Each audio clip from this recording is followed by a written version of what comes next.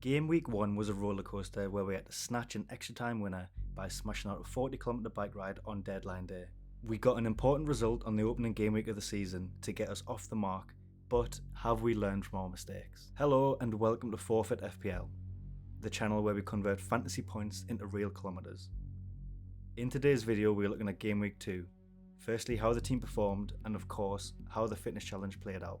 Before we begin, let's take a look at the league table to see how we're getting on. As you can see, after one game week, we have one win in the bag. This win was so important to make sure we got off to a solid start. Just to quickly explain the table, the points total comes from whether I pass the weekly fitness challenge or not. If I pass or get a win, I get my FPL score. If I fail or lose, I get 0 points no matter how much I actually end up doing. The distance average shows how many kilometres I'm clocking up across the season. Basically, one tracks my score for the challenge and one tracks how much I'm actually moving. Jumping into my team, the performance suffered a dip from last week. Raya in goal with a clean sheet in a 5-0 win to Leeds. People slate Raya because they think he's a 6-point merchant. Their defence is unreal, but because it's so good, he rarely makes any saves. He may as well just kick back in a deck chair at this point. You can see why people prefer the defenders to Raya, because in this particular game week, Timber got 24 points all out. 2 goals, 1 assist and a clean sheet is obviously rare, but Arsenal do set up to benefit their defenders. This is why I desperately need Gabriel. Elsewhere in the defence we have Van de Ven and Munoz. Munoz is one of my favourite players in the entire league. He is criminally underrated. You can make yourself at home, son, we are never selling you. I was lucky with the bench jam from Van de Ven. I initially benched him because he was away to Man City, but Palmer didn't play so he was subbed in. This is a rare occasion where the FPL gods actually had my back. Van Dijk hit Defcon but conceded twice, so only hit 3 points. De Kuiper stunk it up by conceding twice, then getting booked, and Murillo blanked. Forest and Brighton look completely lost compared to how they were last year. My midfield was absolutely lifting. Wirtz blanked again, and Marlon dropped a 1-pointer after playing 26 massive minutes. Get in. Xhaka is the only one who can hold his head high. He had 4 points despite us losing 2-0. The Sunderland bias is actually going well.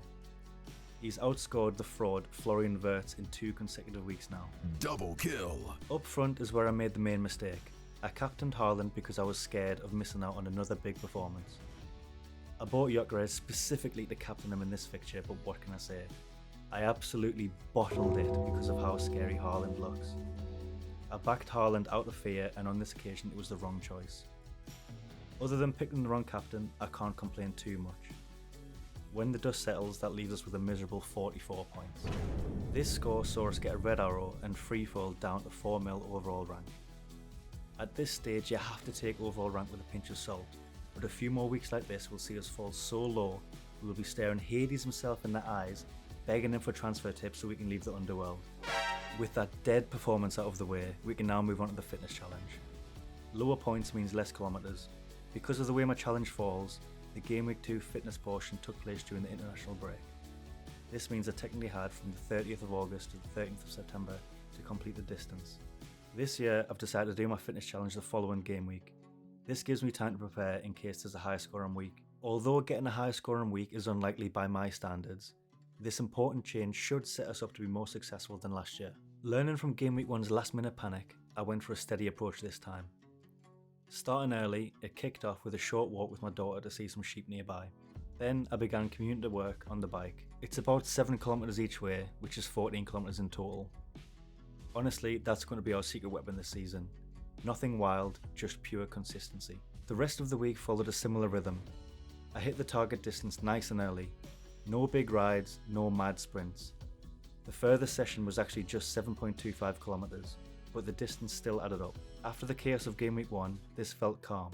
It was actually nice. It was controlled and intentional. In an earlier video, I set myself some targets for the season.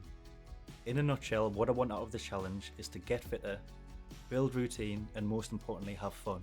Even though the fitness challenge this week wasn't flashy, it actually hit all of my goals. The challenge was broken into manageable chunks and added into everyday life. I have to take positives even when it's a slow week. Put it this way, I ended up doing 44 kilometres more than I would have otherwise. Low intensity chill weeks are nice every once in a while, but we need to get this FPL score up to help with fitness. Hopefully the lads pull through next week. 2 game weeks, 2 wins. and feeling miles better than this time last year. Since I had a low score in game week, I actually challenged myself to complete the distance within the first week of the international break, and we managed to do this. I kept up the fizz in the second week despite the target distance being smashed. My FPL team wasn't playing, but I decided to triple captain another gym workout. I was hoping for some fitness returns, and it was a success. I like doing weights followed by cardio to target fat loss. I've got to burn off the FPL manager belly somehow. All in all, a very successful week, and we are laying the foundation for a positive season. Let's keep up the impressive start and push on. Thank you for watching Forfeit FPL, the channel where the real wins aren't a fantasy.